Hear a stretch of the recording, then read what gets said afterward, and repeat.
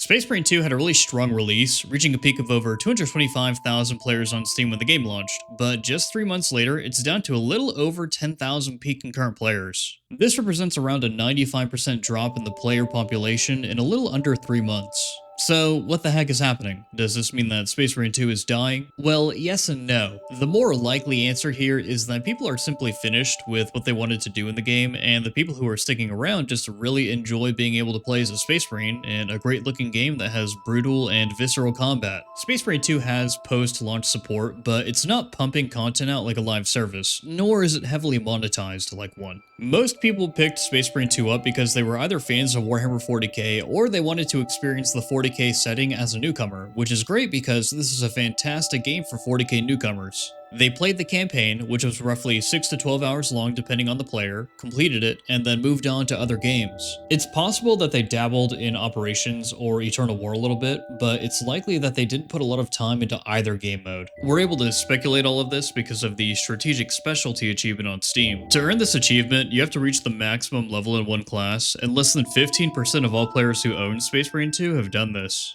On the other hand, over 50% of the game's players have earned the I'll Be Watching You achievement, which is earned by completing the whole campaign. So why is there such a large disconnect between reaching the end of the campaign and reaching max level in just one class? My theory is that the campaign doesn't act as a good gateway into the Operations and Eternal War game modes, which is a shame because all three of these game modes should represent equal pillars of the foundation that makes up Space Marine 2. Going from the campaign to Operations can be really jarring for players considering how restrictive weapon choice is for most classes. You go from being able to use whatever weapon you want in the campaign to just a handful for each class. Personally, I like the class system in Space Marine 2, and I think it should be expanded into the campaign so that players are introduced to the system right away. This would allow them to get a taste of how progression works in Operations and act as a gateway into how each of the classes in the game function. With the introduction of classes in the campaign, it would also be ideal to overhaul the restrictive arsenals that each of the classes has access to in Operations. The way I see it, the lack of availability of the majority of the Space Marine arsenal for many of the classes leads to less options, less character build variety, and ultimately less replayability. A great example of this is the Tactical class. There's no reason why they shouldn't have access to the Plasma Pistol or the Volkite Pistol in their secondary slot. Correct me if I'm wrong, but am I missing something in the lore? Are these not appropriate combinations according to the Codex Astartes? Because otherwise, I don't understand why our Marines don't have access to these weapons. In fact, there's already a mod on the PC version of the game that allows you to use the majority of the weapons in the game on nearly every class, so we already know that it wouldn't just be possible to implement, but it would also be very quick and easy to do. That being said, class-based restrictive arsenals aren't the main culprit of what is killing replayability in Operations. The truth is that progression is way too slow for the average player, as evidenced by the Strategic Specialty achievement on Steam. It's clear that the lack of content has a lot to do with why somebody would stop playing the game sooner, but it doesn't help that once a player has progressed to a higher difficulty, they are forced to return to a lower difficulty when they want to try a different, unupgraded weapon. Weapon experience prevents players from experimenting with the variety of different options that are available to them. If weapon experience were removed and Operations leaned on armory data as its unique form of progression, it would create much more replayability for the average player. The restrictive design decisions that the developers have made for Operations seem to limit player agency for no reason. An argument can be made that these restrictions are in place for the sake of balance, but if less than 15% of the community is playing Operations enough to get a character to max level, the developers should be questioning if this design philosophy is the right path forward. As for Eternal War, or the game's PvP, I honestly think that all hope is lost. PvP clearly wasn't designed to be a fundamental pillar of Space Marine 2's foundation, and at best, it represents an afterthought by the developers and the community. Less than 10% of the community has played 10 Annihilation matches in Eternal War, and that's the most played game mode in PvP. The severe lack of content, care, and quality of life features in PvP is atrocious. When the Neo Volkite pistol was added to the game, it wasn't even added into the Eternal War game mode. That's how much of an afterthought PvP is. When we examine the overall player count for the game, it's pretty clear that although this is a good game, there are areas that can be drastically improved to increase replayability and longevity beyond the campaign experience. Or maybe in Space Marine 3, Saber should just go all in on the campaign and just kill off the other game modes.